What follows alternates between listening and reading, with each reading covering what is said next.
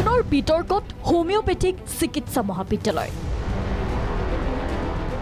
নকলৰ বাবে শিক্ষকে ছাত্ৰক যোগান ধৰিলে মোবাইল CCTVত বন্দী মোবাইল যোগান ধৰাৰ দৃশ্য পুনৰ শিক্ষকতা বৃত্তিত কালিমা হানিলে শিক্ষকে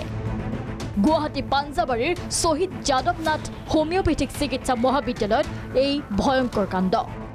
শিক্ষকে নকল কৰিবলৈ ছাত্ৰক যোগান ধৰিলে মোবাইল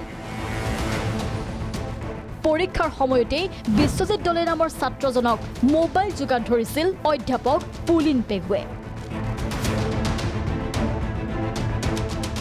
এয়া চাওক দৃশ্য পৰীক্ষা নিয়ন্ত্ৰক হিচাপেও দায়িত্বত আছিল পুলিন পেগু প্ৰথমতে ছাত্ৰজনক অসুস্থ বুলি দেখুৱাই পৃথককৈ বহুৱাৰ সুবিধা কৰি দিছিল পৰীক্ষা নিয়ন্ত্ৰক ডাক্তৰ সঞ্জীৱ শৰ্মাই ষ্টুডেণ্টজনক মোবাইল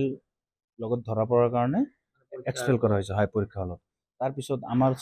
আমি চিন্তিত হ'লোঁ যে কেনেকৈ ইমান ষ্ট্ৰিক্ট কেমেৰাৰ তলত এক্সাম হৈ আছে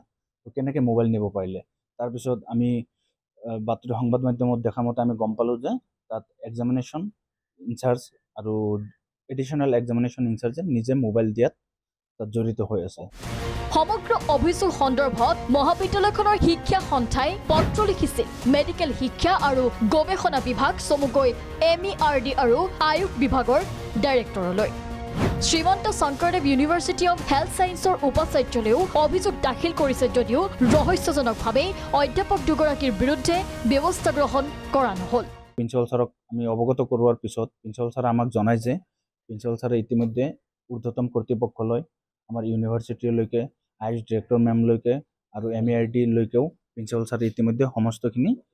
ঘটনা তদন্তৰ কাৰণে প্ৰিন্সিপাল ছাৰে জনাইছে কিন্তু আমি অতিকৈ দুখেৰে ক'ব লাগিব যে ইতিমধ্যে আমি কোনো ধৰণৰ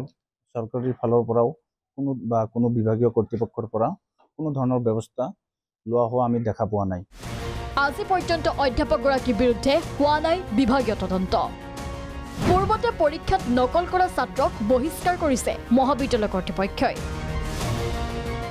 স্পষ্ট প্ৰমাণ থকাৰ পাছতো অভিযুক্ত অধ্যাপকজনক বিশ্ববিদ্যালয় কৰ্তৃপক্ষই কিয় ৰক্ষণাবেক্ষণ দি আছে তাক লৈ সৃষ্টি হৈছে ৰহস্যৰ